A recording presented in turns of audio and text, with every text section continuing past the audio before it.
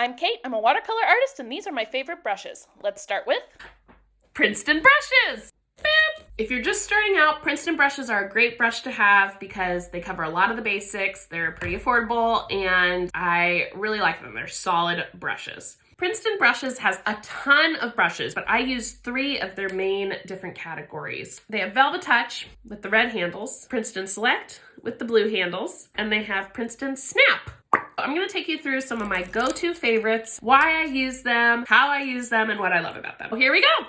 We'll go biggest to smallest. So this is an oval brush. It's the Princeton Select brush. It's 3/4 of an inch. And I like it because it's really soft. It's a great just full coverage wash brush.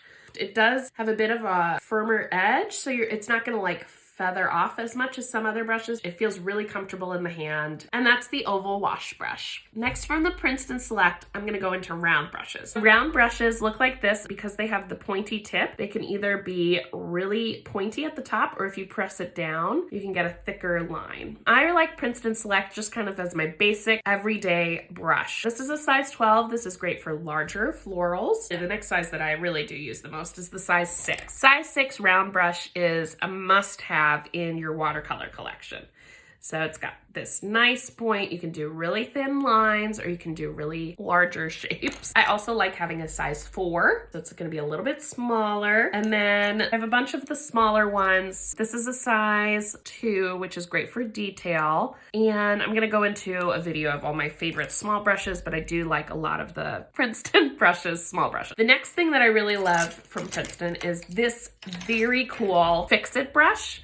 And I don't know if you can see that. So it has these very hard bristles. You can't really see it very well, but they're really firm, and you can just use this on your paper to mark out any mistakes that you've made. And this is super helpful. It's probably one of the most effective things to fix a mistake that I found. Next, we're gonna talk about Princeton Snap brushes. These were actually some of the first brushes that I ever used, so I have a very fond place in my heart for them. I love using the snap brushes for watercolor lettering because they're really snappy. It's really soft and smooth. I love these brushes. These aren't super expensive. You can find them at your local art store. A lot of times they come with a group of a couple round brushes, which is great. Highly, highly recommend, especially if you're just starting out watercolor. I also like this snap brush for filling in larger spaces. All of these are synthetic brushes, so that means they are not real animal hair. Honestly, they can be optimized to, I think, work better than the animal hair ones, in my humble opinion. I love me a good synthetic brush. All right, next, I'm gonna talk about the Velvet Touch, and these ones, oh my God. I just got these recently, and I really like them. This is a size 4 that I've been using a lot for detail work. It's just really smooth. It has a really nice control.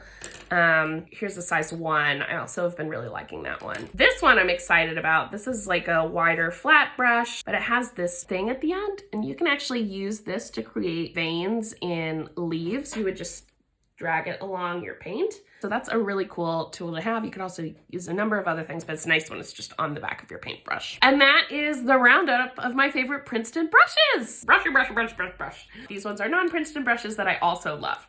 If you follow Polina Bright, you know that she's an amazing artist, but she also makes paintbrushes.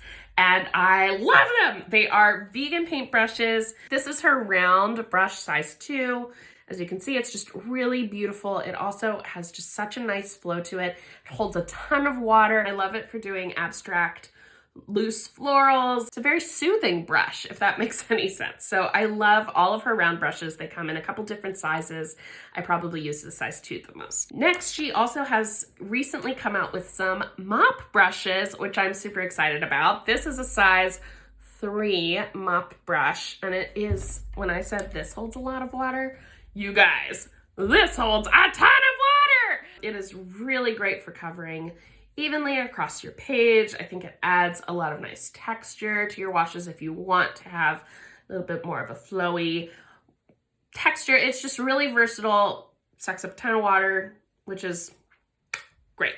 So I love all of her stuff. I know a lot of people use the silver black velvet brushes, and I like these a lot too. I won't say they're my favorite, but they are great for doing a lot of watercolor petals for loose florals and leaves and stuff. It has a really nice organic touch to it. I also just got a ton of brushes from NFinity Arts. They're Fibonacci brushes. I haven't used them a ton yet, but I'm super excited. I mean, They have like the most beautiful marbling. They're gorgeous. The round brushes are so juicy. She's got some really nice snappy flat brushes. So stay tuned to see more about that because I'm really excited to use them more. In my artwork, I also do a ton of detail work, so I need those teeny tiny brushes. Sometimes teeny tiny brushes are a little bit hard to find because they're not often in the larger packs. A lot of times you're gonna get those big round brushes, which are great, but not gonna cut the mustard for your details. So I use a lot of Princeton Select brushes. This is a size 1, so that's probably gonna be the biggest that I would get. This one, Select Petite, Spotter Petite. And it's 10/1, and it's really small, okay? It's gonna get a lot of nice detail. This one is even smaller. This one has like a really short, you can see the difference. Let's see how, it was really hard to see. I probably use the longer one more. I don't really know why. It just feels better in my hand. You might have to test out a couple to see what works. I know that's tricky because you don't want to buy 1,000 things, but as you start painting more, you'll be able to go to the store and kind of feel it and think, that's gonna be a good brush for me. It might not be a good brush for your neighbor. It just all depends on what you prefer in your hand, on your page, what paper you're using, what paint you're using, etc., etc. Another detail one that I've been liking is the Velvet Touch size 1, bigger details, if you will. I also have been using this Raphael brush size 2/0. It's a smaller round brush and it allows you to get some nice shading. It's also pretty absorbent. It blends the colors nicely. Another tiny one that I like is called Interlawn, and it's a 3/0. It's nice and teeny tiny. I'm gonna show you how all these look.